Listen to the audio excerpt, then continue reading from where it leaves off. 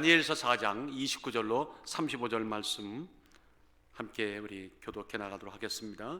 다니엘서 4장 29절부터 34절까지입니다.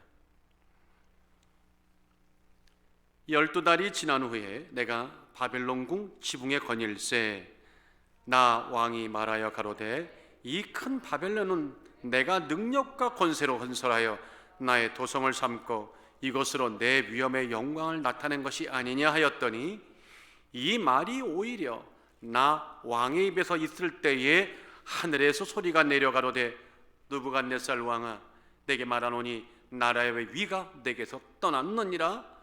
내가 사람에게서 쫓겨나서 들짐승과 함께 거하며 소처럼 풀을 먹을 것이요 이와 같이 7대를 지나서 지극히 높으신 자가 인간 나라를 다스리며 자기의 뜻대로 그것을 누구에든지 주시는지를 알기까지 이르리라 하더니 그 동시에 이 일이 난 느부갓네살에게 응함으로 내가 사람에게 쫓겨나서 소처럼 풀을 먹으며 몸이 하늘 이슬해졌고 머리털이 독수리털 같았고 손톱은 발톱과 같았었느니라.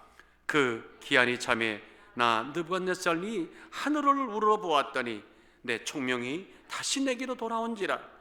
이에 내가 지극히 높으신 자에게 감사하며 영생하시는 자를 찬양하고 존경하였노니 그 권세는 영원한 권세요 그 나라는 대대에 이르리로다.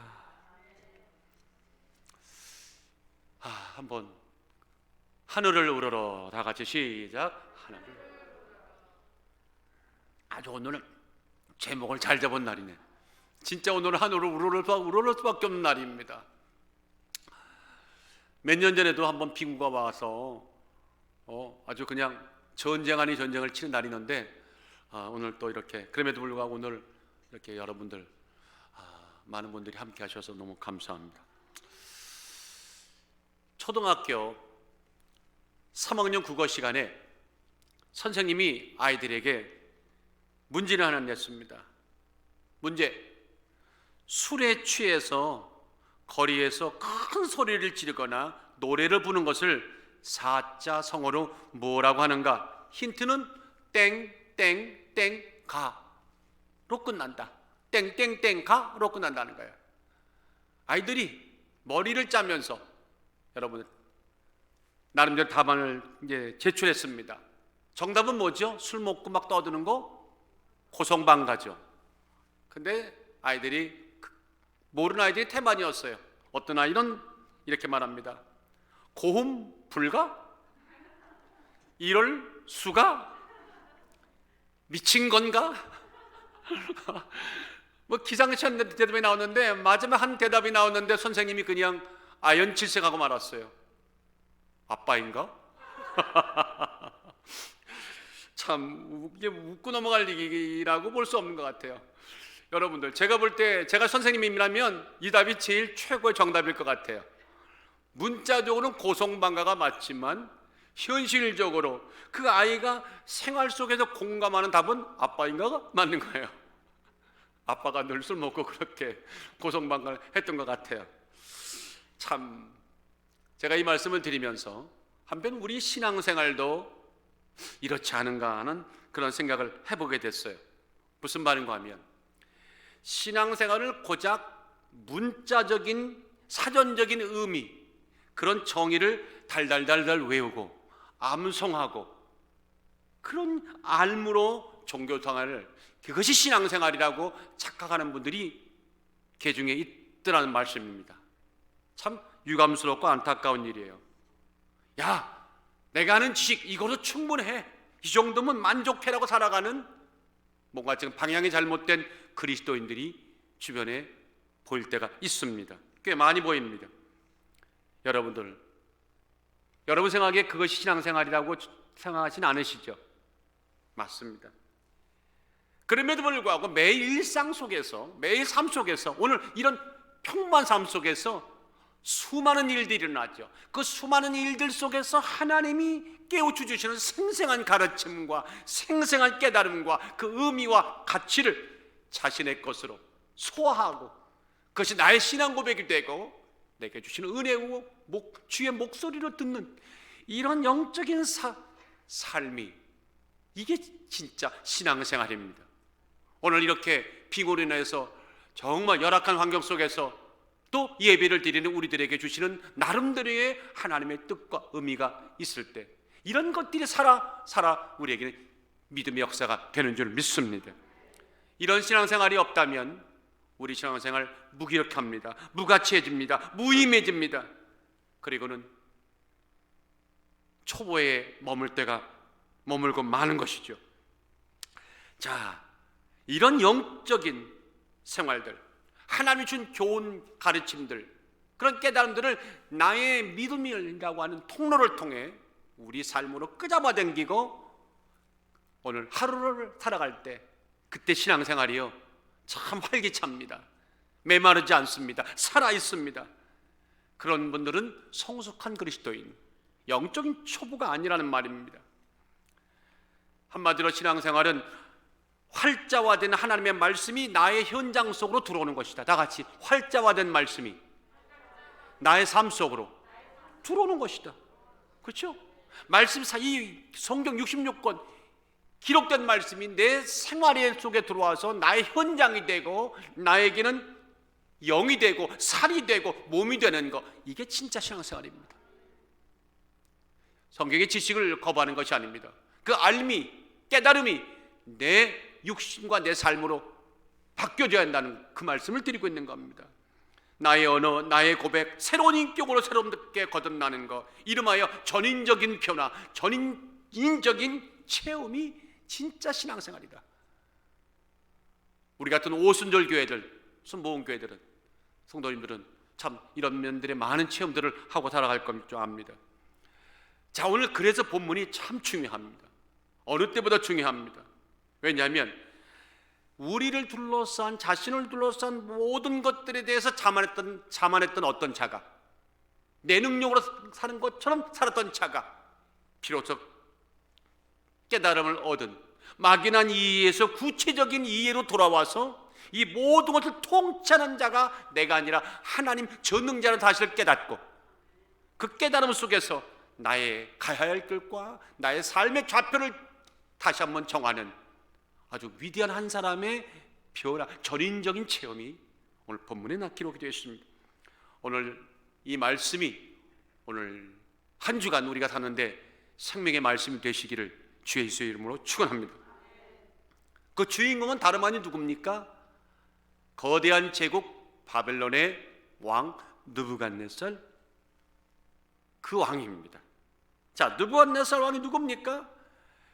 지금으로부터 한 2700년 전, 그러니까 주전 605년경 이스라엘을 침공하여서 유다 왕 여호야김을 포로로 잡아가는 것을 시작으로 주전 586년 마침내 예루살렘을 함락시키고 성벽을 무너뜨려 버리고 성전에 있던 모든 하나님의 거룩한 기병들을 전부 다 약탈하고 성전을 불태우고 왕궁을 불태우고, 그때의 마지막 유대의 마지막 왕이었죠. 꼭두가시 왕이었죠. 시드기야의 두 눈을 뽑고 포로로 끌려가고 그와 더불어 많은 사람들이 울며 기약도 없는 저 먼 방으로 끌려갔던, 그걸 주도했던 바벨론의 두 번째 왕이었죠. 대단한 왕입니다. 대단한 왕입니다. 자, 그 왕의 꿈 이야기입니다. 신기하게도 다니엘서 2장에는 그가 포로로 끌려왔던 다니엘이 느부갓네살이 처음 꾸었던 꿈을 해몽하는 것이 다니엘 2장이라면 이 4장은 두 번째 꾸었던 꿈 이야기입니다.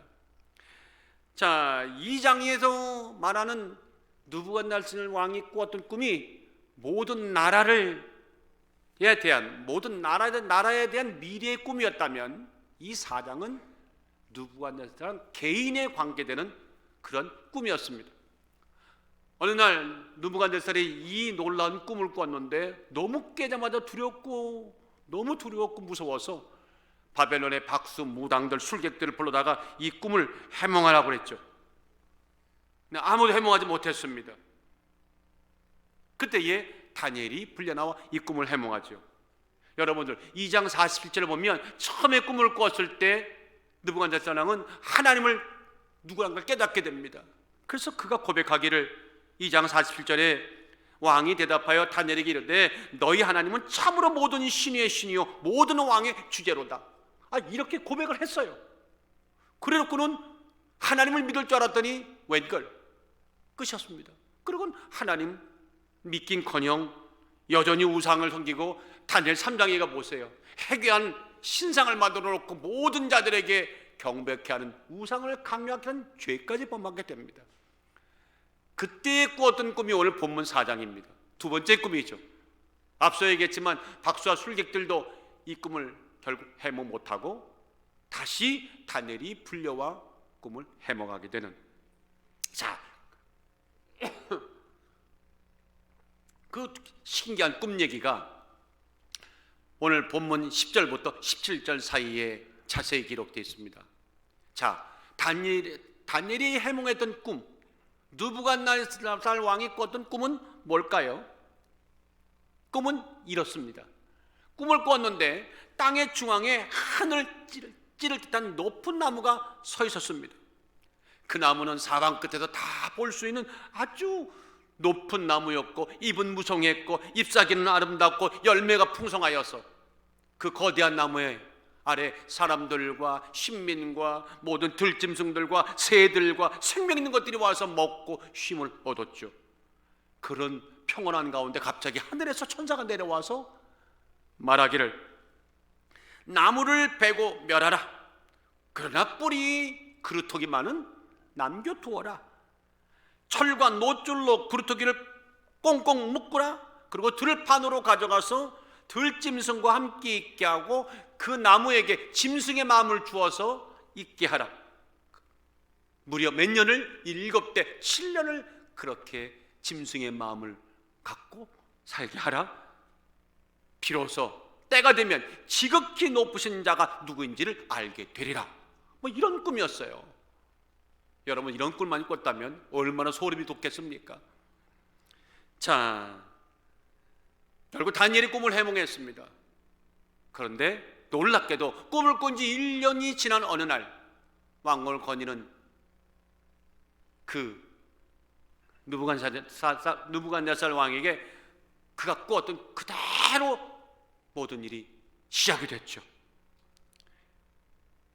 다니엘의 해몽대로 그는 짐승을 가진 미친 사람처럼 변해버렸고 그리고 왕궁에서 쫓겨나서 소처럼 짐승처럼 풀을 뜯어먹으면서 무려 7년을 그렇게 살았지만 산 자가 아닙니다. 죽은 자가처럼 죽은 자를 방물게 하는 것처럼 들짐승의 마음으로 7년을 살았어요.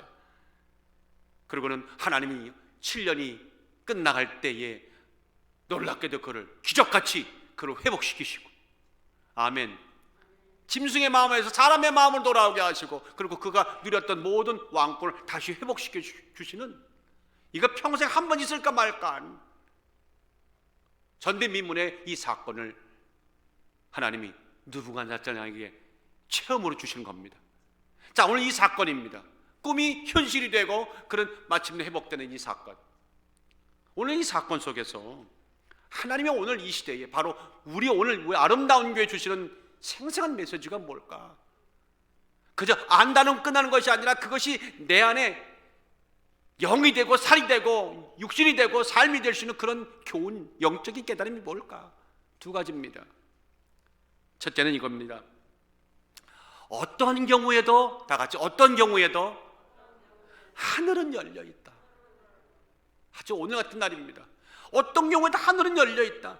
발붙일 땅 한 평 없이 모든 환경과 조건이 거대한 장벽에 막혀서 꼼짝달싹 못할지라도 다 같이 하늘은 여전히 우리를 향해 열려 있다. 여러분의 사업을 향해, 여러분의 가정을 향해, 건강을 향해, 미래를 향해 하늘은 여전히 열려 있다. 오늘 이 말씀을 보면서 먼저 이 말씀을 들어가기 전에 한번 물어야 할 것이 있습니다. 도대체 이 느부갓네살 왕, 이 대단한 권세 있는 바벨론의 왕이, 세상을 호령하던 왕이 모든 권세를 한 손에 쥔 이 왕이 왜 하루아침에 총명을 잃어버리고 사람도 아닌 들짐승과처럼 그렇게 미친 광인이 되어서 7년을 들판에서 살아야 했을까요? 그 원인이 뭐냐고 묻는다면 누구나 똑같은 대답할 겁니다. 교만입니다. 교만이라고 말할 겁니다.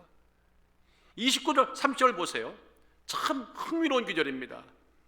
그가 꿈을 꾼 지 12달 1년이 지난 후에 내가 바벨론 궁 지붕에서 거닐세 나 왕이 말하여 가로되 이 큰 바벨론을 내가 능력과 권세로 건설하여 나의 도성을 삼고 이것으로 내 위엄의 영광을 나타낸 것이 아니냐 하였더니, 여러분들 지금 읽을 때 제가 이 본문 말씀 읽어지면서 이 중에 나란 단어가 몇 번 나온지 쉬어본 분 계시나요? 혹시? 4번 나왔습니다. 한 절에 참 나 왕이 말하여 내가 능력과 권세로 나의 도성 내 위엄의 영광, 나란 단어가 무려 4번이나 나오는 거예요. 이것 때문에 문제가 생긴 겁니다. 교만이었습니다. 그 교만 때문에 무려 7년 동안을 들판에서 짐승처럼 처절한 대가를 지불해야 했습니다. 하나님의 무서운 징계가 임했다는 것이죠. 하나님이 그 첫 번째 2장에서 꿈을 꿨을 때도 기회를 줬어요. 그런데 그는 하나님 하다가 무시해버렸어요. 4장에서 꿈을 꿨어요. 1년이라는 세월 동안에 그에게 충분한 기회가 있었는데 그는 전혀 달라진 게 없습니다. 그리고는 자기 제국을 바라보면서 내가 이 도성을 건설했다고 그 자랑 어리게 4번이나 나를 외치는 순간에 하늘에서 들리기를 내 왕의 위가 떠났다. 여러분들 끝이 그걸 끝난 거예요. 그리고 1년 전에 예언했던 그 말씀이 그냥 현실로 드러나는 겁니다. 참 이 교만이 문제입니다. 여러분들 교만한 사람들의 두드러진 특징이 뭔지 압니까? 항상 상대방 중심입니까? 나 중심입니까? 제가 교만한 게 많은가 봐요. 미안합니다. 뭐가 딱 걸려서 목에 초기. 미안합니다.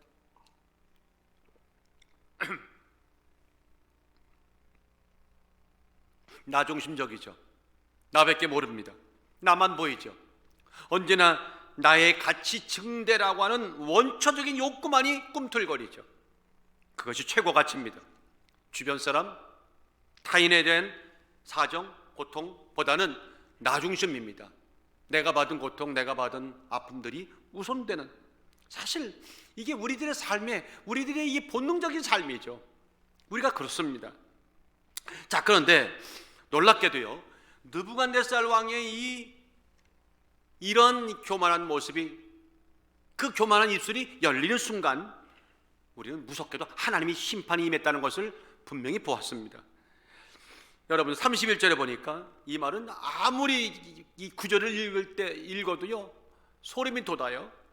이 말이 오히려 나 왕의 입에 있을 때에, while the word was still in the king's mouth, 자기를 드러내는 그 말이 내 입 안에서 가득히 벌써 이제 움직이기 시작할 때, 그때 이미 하나님의 심판이 시작됐다는 거예요. 아무쪼록 우리의 오늘 삶이 이런 말씀 속에 다시 한번 하나님의 원하심을 한번 살펴볼 수 있는, 깨달을 수 있는 은혜가 있기를 주의 이름으로 축원합니다. 그래서 하늘에서 소리가 내렸대요. 가로되 느부갓네살 왕이 내게 왕아 내게 말하노니 나라의 위가 내게 떠났느니라. 내가 사람에게서 쫓겨나서 들짐승과 함께 거하며 소처럼 풀을 먹을 것이라. 여러분들 1년 전의 이야기가 다시 재현되면서 이제 현실을 드러나는 거예요. 한마디로 모든 것이 끝난 거예요. 교만의 입이 열린 순간에 모든 이제까지 누리던 영광과 영화가 다 떠나버렸어요. 그리고 그는 왕궁에서 쫓겨나죠. 상상도 못했던 짐승의 마음이 들어와서 그는 짐승처럼 7년을 마구 비참한 광야의 삶의 낭인으로 풀을 뜯어가며 마치 동물처럼 살았습니다. 이런 대목 듣고 나면 성경 곳곳에 있는 교만에 관한 말씀들이 늘 우리에게 조심스럽게 다가와요. 잠언서 29장 23절에 말씀합니다. 사람이 교만하면 낮아지게 되겠고. 참 하나님은요, 교만하면 낮추시더라고요. 그런데 겸손하면 영예를 얻으리라. 믿으시면 아멘. 아무쪼록 교회가, 이 시대 우리 교회들이요, 교만하면 안 됩니다. 왜 21세기 팬데믹이 왔을까? 저는 우연히 아니라 생각합니다. 우연히 아니라고 생각합니다. 지상의 교회들이 너무 기고만장했습니다. 이것이 전체 우리 능력인 양 너무 우리는 올라가 있었습니다. 하나님이 한번 우리를 겸손케 만드시는 그때라고 저는 믿습니다. 그런가 하면 잠언서 6장 16절에 말씀하기를 여호와의 미워하시는 것이 곧 그 마음에 싫어하는 것이 6, 7가지니, 하나님이 싫어하는 것이 있는데 그 마음에 있는 6, 7가지래요. 그리고 제일 먼저 한 것이 뭔지 아세요? 교만한 눈. 이렇게 나와요. 교만한 눈과 거짓된 혀와 무죄한 자의 피를 흘리는 손과 등등등등등 있어야 주로 나옵니다. 자, 그러면 오늘 이것이 핵심 아닙니다. 그러면 이렇게 무서운 하나님의 진노가 교만 때문에 임했습니다. 그럼 여러분 한번 대답해 보십시오. 하나님께서 지금 느부갓네살을 심판하고 계시고 징계가 시작됐는데 과연 느부갓네살에게는 살 수 있는 소망이 있을까요? 없을까요? 여러분 판단하십시오. Yes or no? 참 답변하기 참 그렇죠. 그런데 우리 믿음 안에서는 Yes or no? 그러면 정확히 말할게요. 성경은 말합니다. Yes or no? 성경은 Yes. 교만 때문에 지금 얻어맞고 있고 끝난 것 같지만 끝난 게 아니라고 성경은 반드시 분명히 말하고 있는 거예요. 살 소망이 있다는 겁니다. 그가 회복될 가능성은 객관적으로 보면 0%도 안 되는 거예요. 왜? 하나님이 손보시고 작정했으니까. 그런데 놀랍게도요, 하나님의 뜻은 다른 데 있었습니다. 이 본문을 성경학자들이 많이 주석을 하면서 이렇게 주장들 하죠. 그 당시에 느부갓네살에게 임했던 짐승처럼 짐승의 마음이 들어오고 짐승같이 풀을 뜯어먹는 이 질병은 수광병이다, 이렇게 말합니다. 수광병은 진짜 병이 있습니다. 자신을 짐승의 하나로 여기는, 인식하는 병입니다. 이 진짜 병입니다. 정신질환이죠. 그래서 사람인데 갑자기 고양짓을 하고 개짓을 하고 독수리짓도 하고 막 사자짓도 해요. 그 수광병입니다. 아마 그 당시 하나님이 그에게 불어줬던 병이 바로 그것이었을 것이다, 이렇게들 얘기합니다. 여하튼 간에 실제적인 사건이라는 얘기를 하고 있는 거죠. 자, 그러면 누가 봐도 이거는 고칠 재간이 없는 거예요. 끝이라고 봐야 되는 거죠. 근데 느부갓네살 왕이 만약에 그날 하나님께 징계를 받아 끝이었다면 안타깝게도 우리는 정말 가슴 아팠을 겁니다. 왜? 느부갓네살 왕이나 우리나 사실 별반 다를 게 없다는 거 우리가 너무 잘 알지 않습니까? 우리가 너무 교만하기를 즐겨하는 사람들 아닙니까? 아니라고 하면서도 점점 올라가는 게 우리들의 본성 아닙니까? 참 하면서도 껄끄러운 얘기지만 이것이 현실입니다. 그래서 아마 우리에겐 정말 희망이 없었을 겁니다. 근데 감사하게도요, 느부갓네살 왕을 향해서 하나님의 징계가 임하는 순간 하나님은 그를 죽이고자 했던 것이 아니라 우리가 모르는 다른 뜻이 있었다는 겁니다. 한껏 주눅이 들어있던 우리들에게 희망이 되는, 눈을 번쩍 뜨게 하는 구절이 바로 15절 상반절이에요. 뭐라고 나오냐면 그러나 그가 짐승의 마음으로 7년 동안을 그렇게 살겠지만 그러나 그 뿌리의 그루터기를 땅에서 남겨두라고 그랬어요? 제한다고 그랬어요? 남겨두신대요. 철과 놋줄을 동이고 고난이 온다 할지라도 그것으로 청청 가운데 있게 하라. 뿌리가 사라진 것이 아닙니다. 뿌리가 그대로 남아있는 겁니다. 그리고 16절에 보니까 이렇게 말합니다. 또 그 마음은 변하여 인생의 마음 같지 아니하고 짐승의 마음을 받았지만 영원토록 그런 것이 아니라 7대 이 7년을 지나리라. 하나님이 7년 동안이라 딱 기한을 주셨네요. 그리고는 34절 상반절에 보니까 놀라운 말씀이 나와요. 그 기한이 참해. 하나님이 정하셨던 모든 것이 전혀 다시 돌이킬 수 없다고 말했던 그런 순간이었지만 그럼에도 불구하고 7년이 기한이 차고 나니까 어떤 일이 벌어졌어요? 느부갓네살이 고백하는 겁니다. 난 느부갓네살이 하늘을 오르러보았더니 내 총명이 다시 내게로 돌아온지라. 다 같이 아멘. 아멘. 참 이래서 오늘 우리는 두려움에 있다가 환한 미소로 오늘 말씀을 대할 수 있습니다. 비록 교만한 느부갓네살 왕, 하나님이 몇 번씩 경고를 주었지만 그럼에도 불구하고 나를 외치던 그에게 하나님이 징계를 내리고 계셨지만 그럼에도 불구하고 그를 향한 하나님의 뜻은 이거였어요. 그럼에도 불구하고 너에게는 아직도 하늘은 열려있다. 느부갓네살이 아무리 교만할지라도 그 위에 열어줄 하늘은 있다는, 이것이 성경의 말씀이고 하나님 마음이라는 거예요. 여러분들, 느부갓네살에게 열어줄 하늘이 있다는 얘기는 바꿔 말할까요? 우리가 어떤 잘못을 범한다 하더라도, 참 부끄럽고 수치스러운 자리에 있다 하더라도 이런 나에게도 열어줄 하늘이 있다 없다? 있다는 겁니다. 감히 측량할 수 없는 하나님의 높고 놀라운 긍휼과 자비가, 그 하늘이 우리에게 열려있다. 여기서 하늘이란 말은 air, 저 허공을 말하는 것이 아니죠. 성경에서 하늘이란 말이 나올 때는요, 여러분들 기억하셔야 됩니다. 이건 heaven을 말합니다. 킹덤 오브 헤븐입니다. 하늘나라입니다. 킹덤 오브 갓입니다. 하나님 나라입니다. 곧 하나님이십니다. 하늘이 열렸다는 얘기는 하나님이 내게 열렸다는 얘기를 하고 있는 겁니다. 그 말은 뭐예요? 기회가 있고 아직도 살아날 시간이 있고 구원이 여지가 남겨져 있고 하나님은 오늘도 우리를 부르고 계시다는 겁니다. 하나님의 구원의 상징, 이 하늘이 여전히 열려있다.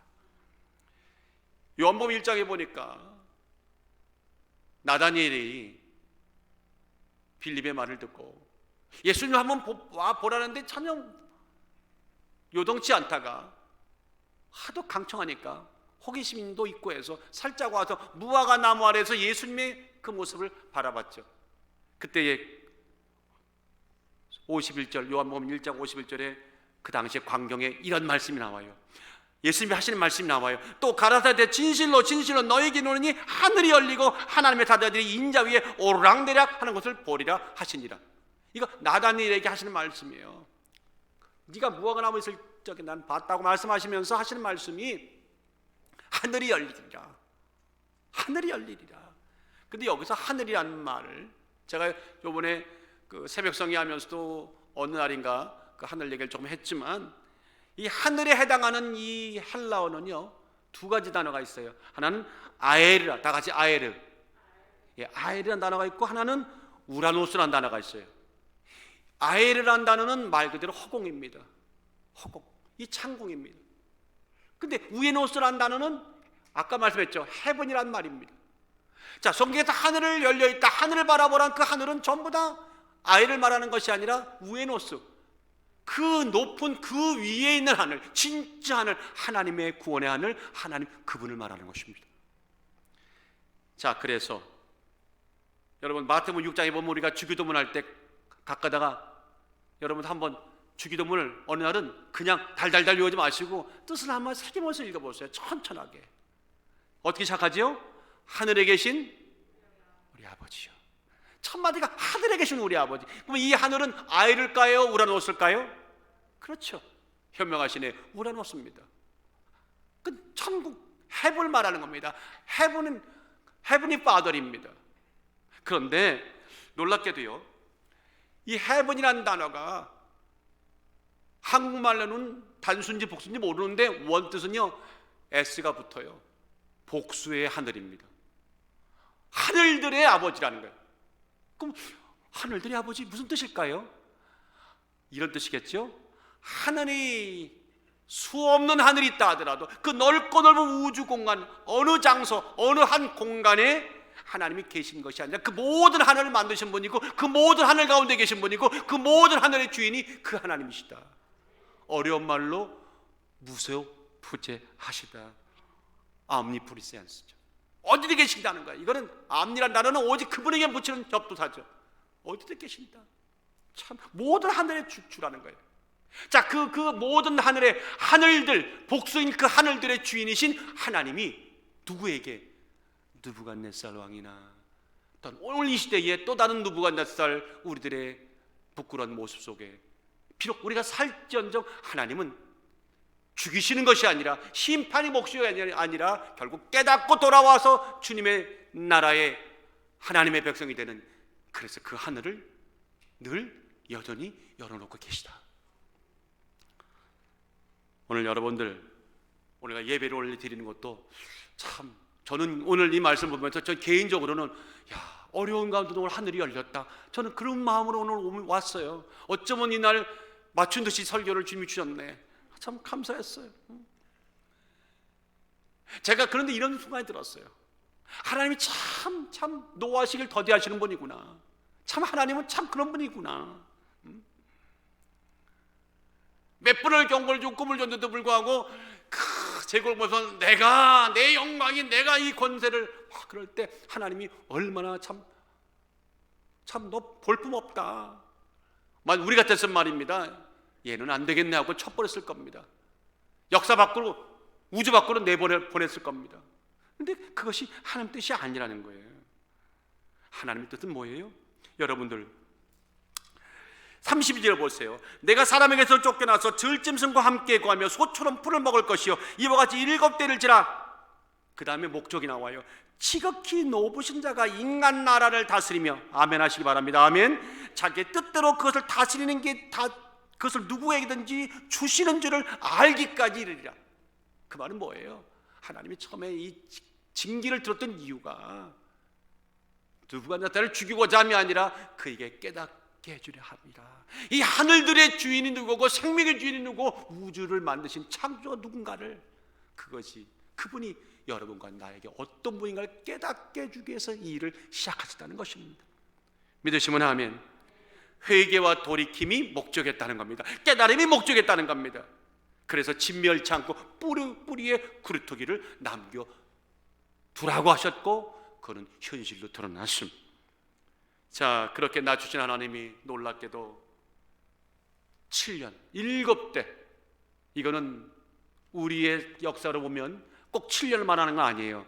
7은 완전 숫자니까 하나님이 누구누구를, 여러분과 나에 대해서 이와 같은 역사로 임하신다면 하나님이 정하신 충분한 시간, 그건 1년이 될 수도 있고 10년이 될 수도 있고 7년이 될 수도 있고 단 며칠 될 수도 있겠죠.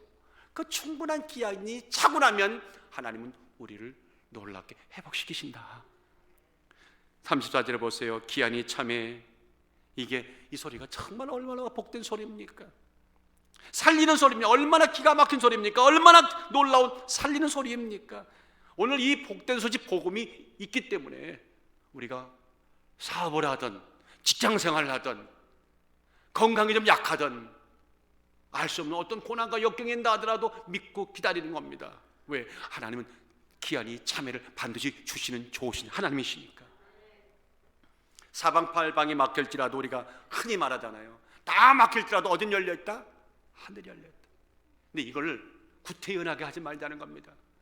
모든 사방팔방이 다 막히고 내가 그분의 뜻을 감지도 못하고 깨닫지 못하는 무지 가운데 있을지라도 하나님은 내게 열어줄 하늘을 갖고 계셔서 언제든지 내 위에 열어주시고, 나의 눈빛이 그를 향하는 순간 하나님은 우리를 그 놀라운 곳으로, 놀라운 땅으로 인도해 주신다.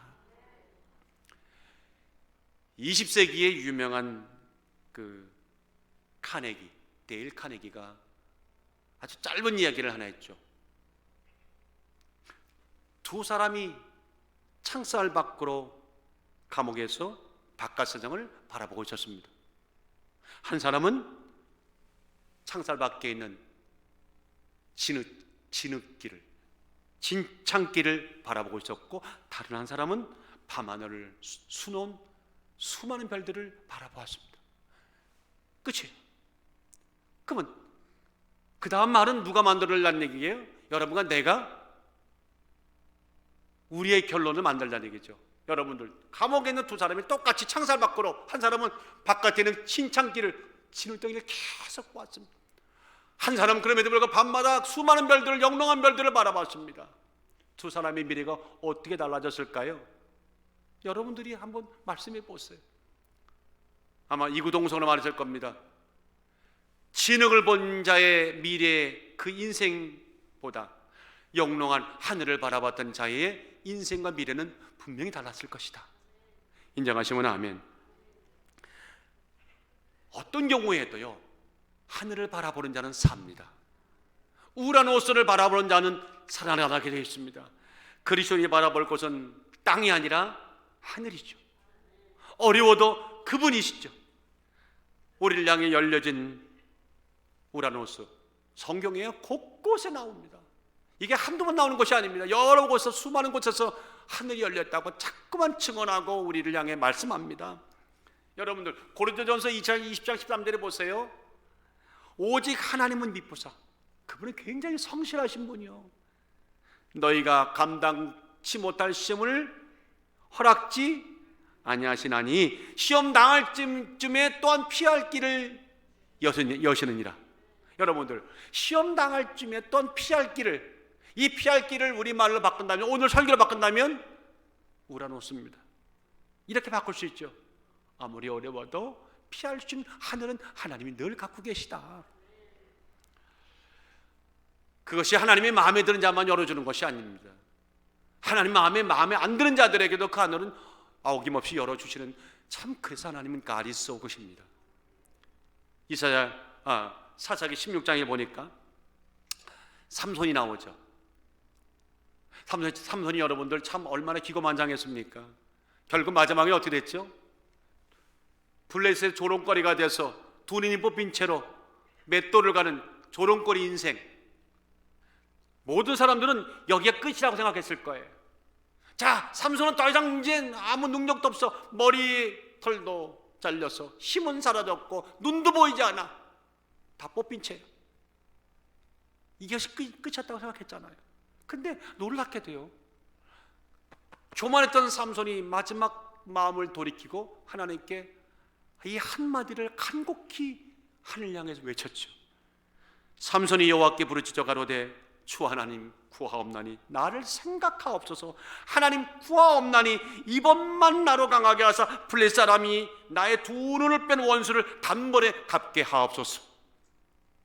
저는 솔직히 이 마지막 강구가 마음에 안 들어요. 개인적으로는 마지막 가는 순간에는 이렇게 하면 이게 마지막 기도였다, 참 마음에 안 듭니다. 볼품 사나운 기도입니다. 차라리 회개 기도를 하고 가든지. 근데도 마지막까지 원수 갖고 가겠다고, 그럼에도 불구하고 그 마음으로 하늘을 향해 우러렀을 때 하나님은 참 마음이 좋으신 분이요.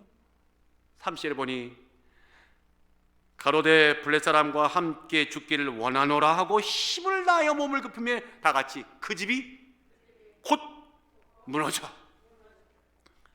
참 설명이 필요 없어요.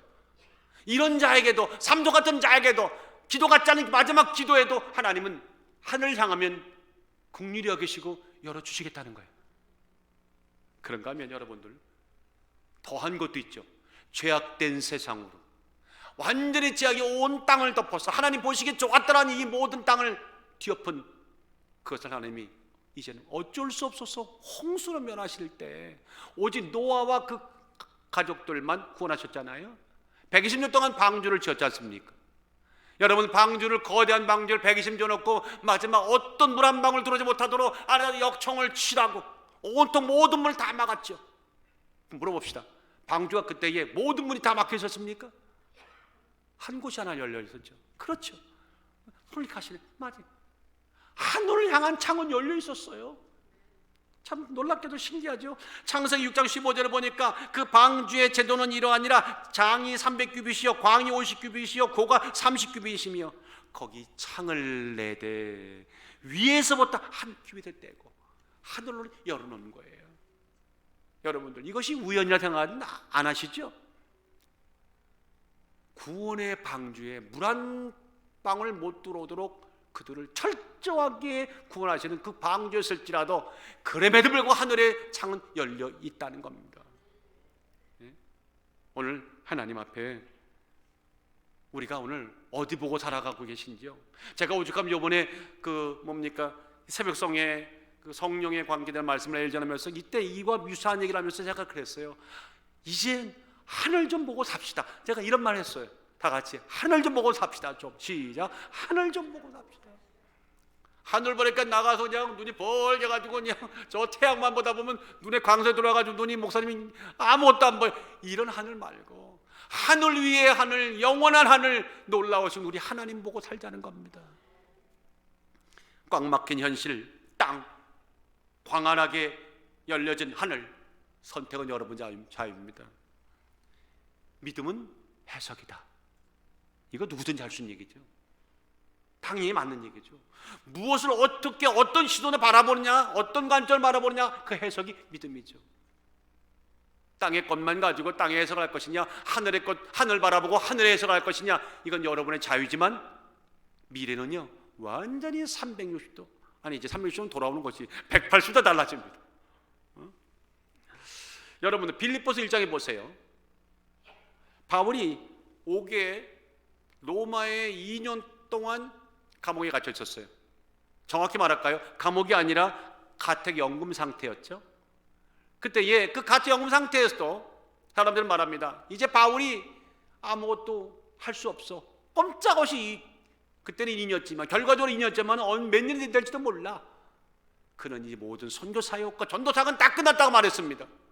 그런데 놀랍게도요, 바울은 그걸 인정하지 않습니다. 그리고 이렇게 빌립보 교회에다가 도리어 누가 옥에 갇힌 사람인지 모를 정도로 당당하게 말합니다.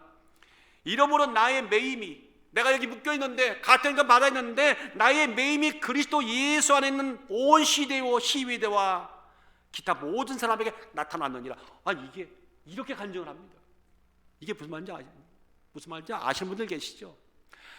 당시에 로마 시민권을 가진 사람이 문제가 생겨서 로마로 와서 로마 황제 앞에 가서 뭡니까 재판을 받을 때까지 가택연금에 들어갈 때 정도에 따라 큰 차이는 있지만 당시에 바울은 2명씩 4기도를 편성해서 6시간마다 바뀌는, 그러니까 정확히 말하면 하루에 12명이 돌아가면서 24시간을 지켰다는 거예요.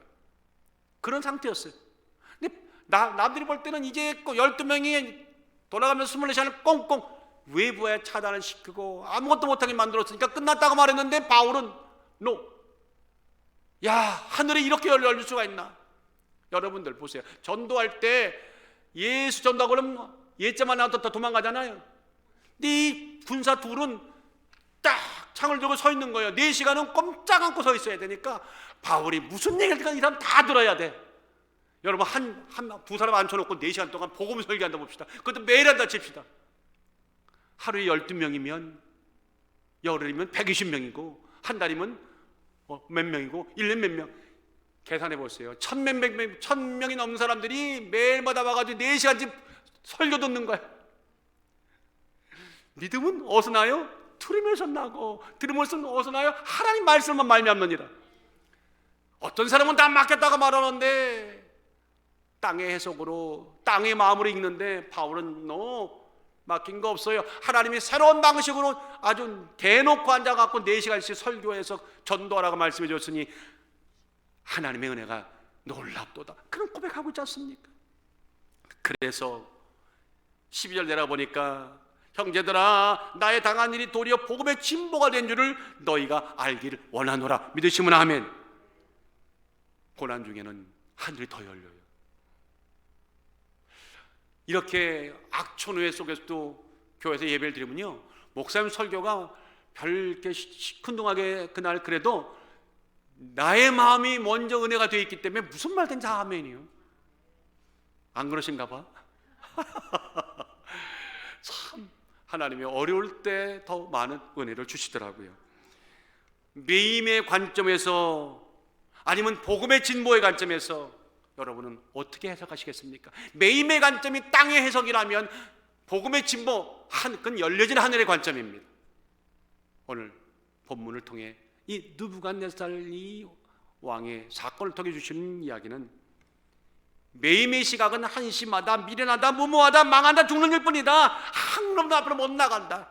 바울이 보았듯이 그건 노예의 관점 이상 될 수가 없다. 그러나 열려진 하늘의 관점, 복음의 진보의 관점으로 내 마음을 열어놓고 나면 모든 세상들이 하나님 안에서 작동하는 것을 알게 되고 나는 그 속에서 하나님의 그 어마어마한 축복을 누리고 살 수 있다. 이렇게 말씀하신 겁니다. 아무쪼록 엉겅퀴와 가시덤불로 저주가 된 땅의 것으로 바라보지 마시고 언제나 다 같이 하늘은 여전히 열려있다. 그런가 하면 두 번째 주제가 아주 중대한 의미가 있습니다. 하늘은 열려있는데 문제 뭐냐? 그 열려진 하늘을 우러러 보는 것이 진짜 신앙이다. 그것이 영적 살 길이다. 우리를 향한 하나님의 약속을 삶의 현장으로 잡아당기는 강력한 힘이 있다면 바로 그는 하늘을 우러러 보는 것이다. 자, 여러분 34절에 보세요. 느부갓네살 왕이 이제 7년 기한이 다 했어요. 그리고 역사가 일어날 때 그 내용을 자세히 한번 살펴보세요. 그 기한이 참에 나 느부갓네살이 하늘을 우러러보았더니 내 총명이 다시 내게 돌아온지라. 여러분 보세요. 기한이 참에 내 총명이 다시 내게 돌아왔다고 말씀합니까? 기한이 찼는데 내가 하늘을 우러러보았더니 총명이 다시 돌아왔다고 분명히 말합니까? 전자입니까? 후자입니까? 후자입니다.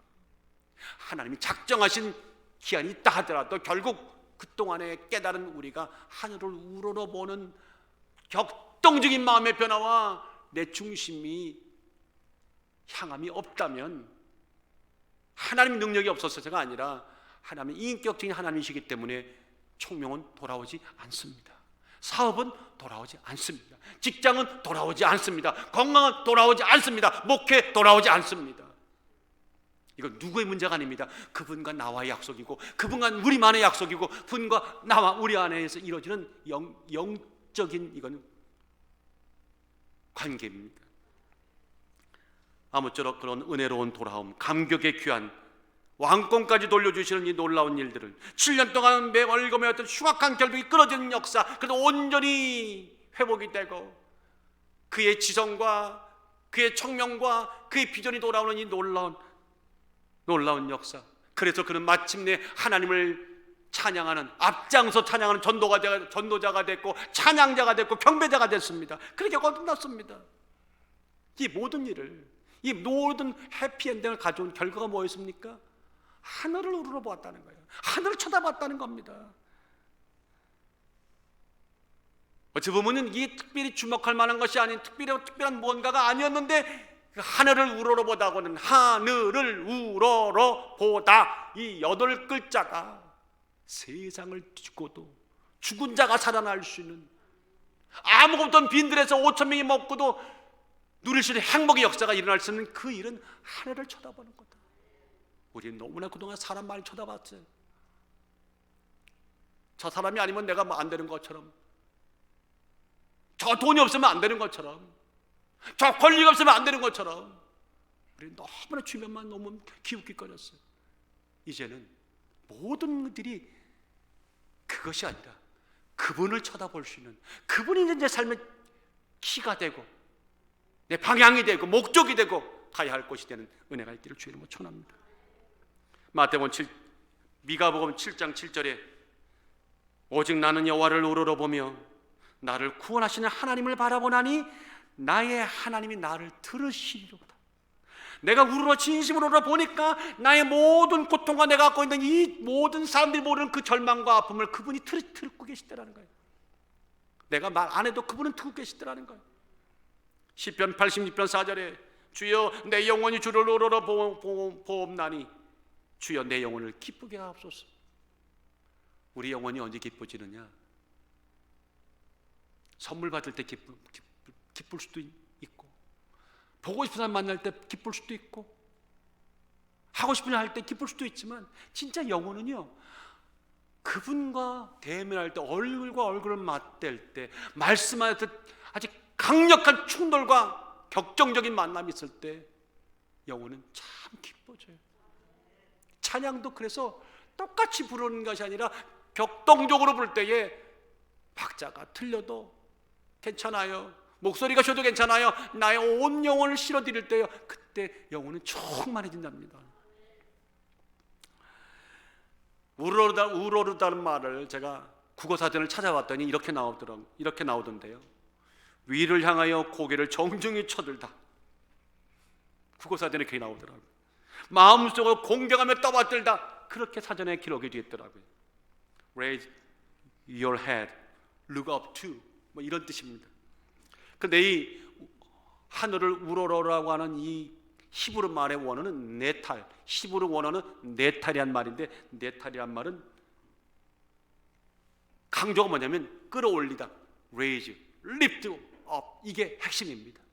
그러니까 우리가 뭔가를 쳐다보든 뭔가 관심의 눈빛이든 우리가 어떤 생각의 눈빛이든 뭔가 그 눈빛을 있던 곳에서 뭔가 잡아 끌어올린다는 거예요. 어디까지? 전혀 다른 우리의 계산된 자리가 아닌 그분이 원하는 그 자리로. 이게 핵심이더라고요.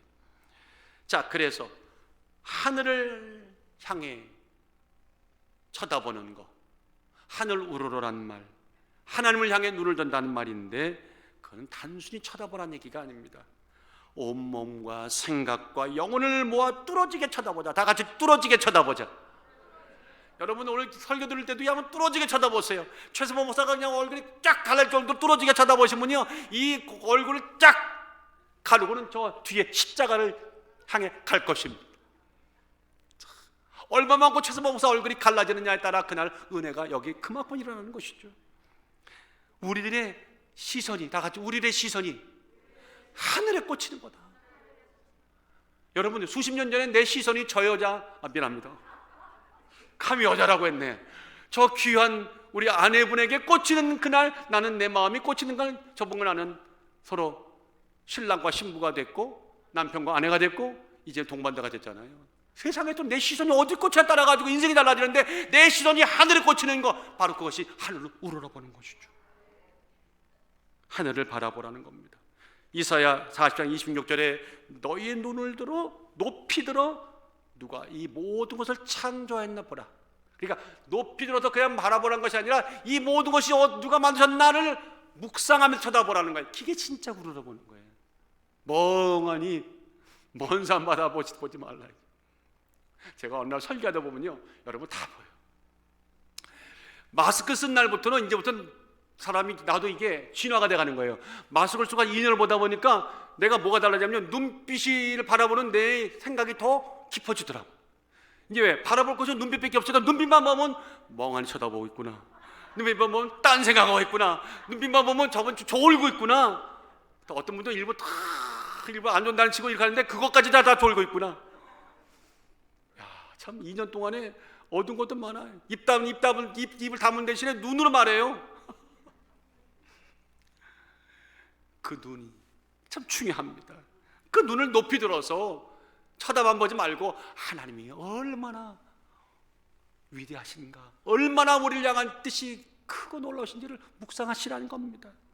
주께서는 수여되는 만상을 이끌어내시고 각각 그 이름을 부르시나니 그의 권세가 크고 그의 능력이 강함으로 하나도 빠짐이 없느니라. 아멘. 그러니까 하늘을 우러러본다는 얘기는 우리식으로 말하면 믿음이죠. 믿음의 표현이죠. 그럴 때 하나님이 의로 여기십니다. 다 같이 의로 여기신다. 시작. 의로 여기십니다. 제 얘기가 아닙니다. 창세기 15장 5절 6절을 보세요. 아브라함을 어느 날 하나님이 그날 찾아오셔서 그를 하면 어깨를 한번 도둑 치더니 얘야 밖으로 나가자. 그래 밤하늘을 보여주시면서 그때에 여러분 하셨던 이야기 기억나시죠? 그를 이끌고 밖으로 나가 가라사대 하늘을 우러러 무뼈를 셀 수 있나 보라. 또 그에게 이르시되 내 자손이 이와 같으리라. 아브라함이 말 그대로 하늘을 우러 별을 보고 야 이렇게 제 자손이 미래가 번창하겠구나 하고 믿었더니 여호와를 믿으니 여호와께서 이를 의로 여기셨더라. 그러니까 오늘 이후는요 자주 하늘을 좀 묵상하시면서 찬양을 들으시면서 우러러 좀 보세요. 낮에 태양 모기에 너무 바다 보면 눈 망가지니까 그 하늘 말고 마음의 하늘을 계속 바라보세요. 우러러올 것을 우러러 보십시오. 엉뚱하게 매 순간 우리 귓가를 속삭이는 교만과 욕심과 정욕을 경청하지 마십시오. 우러러 보지 말란 말씀입니다. 그런 자에게 남은 것은 추락뿐이기 때문에 그렇습니다. 그럼 여러분들 하늘을 우러러 보라는 말, 이걸 구체적으로 어떤 뜻이 있을까요? 간단하게 말씀합니다. 하늘을 우러본다는 의미의 구체적인 의미는 이겁니다. 첫째는요, 인생의 모든 것이 하나님에게 달려있음을 전적으로 믿고 맡기는 쳐다봅니다. 하나님 손에 모든 것이 달렸다. 진짜 아멘입니까? 35절에 보세요. 이렇게 말합니다. 느부갓네살이 이렇게 말합니다. 땅의 모든 거민을 없는 것 같이 여기시며 하늘의 군사에게든지 땅의 거민에게든지 그는 자기 뜻대로 행하시나니, 제정신 돌아와서 이제 고백하는 거예요. 그런 하나님이었다는 거예요. 모든 것이 하나님 손에 있다는 거예요. 그런 마음으로 간절히 우러러보았더니 제정신이 돌아오더라는 거예요. 믿으시면 아멘. 사도행전 7장에 보니까 스데반이 그 또한 그런 자였죠. 복음을 전하다가 돌로 맞아 죽어가는 그때, 여러분, 돌 맞아 죽는다는 게 얼마나 정말 처참한 겁니까? 우리는 이제 이 장면을 말할 때마다 너무 아멘 하면 은혜로워하는데, 정말 한편 생각해 보니까 미안한 마음이 너무너무 그지없어요. 지금 돌 맞아가지고 터지면서 피가 흥건히 그 처절한 죽음 맛보는데 우리는 하지 못한 미친 사람들 같아. 근데 왜 그랬을까? 이해는 돼요. 그 장면은 처절했지만 그 스데반이 그 고난 중에도 하늘을 우러러보는 그 모습이 너무나 죽어가는 모습보다도 더 아름다웠기 때문에 우리는 아멘하는 거 아닙니까? 모든 것이 하나님 손에 있습니다. 내가 죽을지언정 살리시는 것도 하나님이시고, 저들을 회개시킬 분도 하나님이고, 저들에게 용서할 마음 주실 분도 하나님이십니다 하고 쳐다봤을 때 스데반이 저들을 용서해달라는 엄청난 어마어마한 기도가 나오는 것이죠. 그런가 하면 하늘을 우러러본다는 그 말은 구체적으로요, 철저하게 나의 못남, 나의 높아지려고 하는 마음, 교만을 회개하고 하늘을 쳐다보는 겁니다. 회개 없이는요 가야 할 수 있는 천국이 없답니다. 여러분, 회개하지 않고 갈 수 있는 천국이 있으면 한번 제시해 보세요. 나는 성경에 보지 못했습니다. 회개해야 천국 갑니다. 회개하고 하늘 우러러야 하늘 문이 열립니다. 37절 하반절에 보세요. 그가 말합니다. 그의 행하심이 의로우시며 무릇 교만하게 행하는 자를 그가 능히 낮추십니다. 이제 깨달은 거예요. 자기가 7년 동안 왜 짐승의 마음을 살던 거를 내가 회개하지 않았구나, 내가 교만했구나 하고 깨닫고, 이런 마음이 있었기 때문에 총명이 돌아온 겁니다. 그런가 하면 하늘을 우러본다는 그 말씀은 세 번째로 지극히 높으신 하나님께 감사와 찬양과 영광을 돌리는 다같이 그런 영혼의 우러릅니다. 그냥 쳐다보는 게 아니에요. 주님의 높고 위대하심을 내 영혼이 찬양하네. 어느 날 밤에 문득 어느 산 정상 높은 고지에서 문득, 어느 날 직장에서 문득, 어느 날 사업장의 아침에 일터에 와서 손을 들면서 문득, 참 하나님 높고 위대하십니다. 나는 하나님을 찬양합니다. 여러분들, 그때 부리는 찬양 한마디예요. 하늘이 활짝 열립니다. 내가 받을 수 있는 모든 하나님의 축복과 은총이 쏟아져 내리는 날입니다. 마태복음 14장에 아무것도 없던 빈 강야였습니다. 그런데 주님이 국률한 마음으로 무리들에게 뭘까 주시기 위해서 먹을 것을 주라고 하셨고, 한 제자가 어린아이가 점심으로 가져왔던 고작 물고기 2마리, 떡 5덩어리 양손에 쥐고 덜렁덜렁 와서 이것 갖고 될까요? 라고 했는데 주님은 기쁘게 그걸 바꾸는, 모양새에 빠지게 수천 명이 바라보는데 뭔가 기적을 행할 것처럼 기도를 하는데 양손에는 볼품없는 떡 5덩어리와 물고기 2마리 쥐고는 기도하시는 거예요. 참 얼마나 참 모양새 빠지죠? 근데 사람 볼 때는 모양새 빠졌는데 하나님 볼 때는 너무너무 행복한 모습이었던 거예요. 그거 이렇게 나와요. 하늘을 우러러 축사하시고 하늘을 우러러 감사하시고 떡을 떼어 제자들에게 주심에 제자들이 무리에게 주니 감사하고 찬양하는 하늘 우러러 때요, 하나님이요 채워주시는 거예요. 어저께인가 그저께인가 우리 집사님 집에 신방을 갔더니 거기서 우스갯소리 얘기가 나왔어요. 복권 얘기가 나왔어요. 복권 한번 맞았으면 좋겠다고 하면 그만 나도 알죠. 나도 옛날에 한번 긁어봤으니까. 근데 한 두 번 해봤는데 다 꽝이요. 참 감사했어. 그때 나왔더라면 인생 망친 거는. 근데 초장에 박살내 주신 분에 하나님께 영광. 이게 나 막는 게 아니더라고. 조용기 목사님도 초창기 목회할 때 너무 힘들어가지고 큰 기도하고 축복 기도하고 본인이 우리 목사님들 모아놓고 얘기하더라고. 그때 한국 갔더니 내가 말이야 너무 어려워가지고 내가 복권 갖다 놓고 안수를 하셨대요. 내가 기도할 때 병자 낳는 그 능력이 있어서 안수를 하셨대. 주여 하면 안수를 팍 하시고, 이거는 제가 잘 먹고 잘 사는 것이 아니라 당장 교회가 급한 폐물을 막아야 되는데 아멘이라고 했는데, 그리고 믿음을 긁었는데 꽝이래.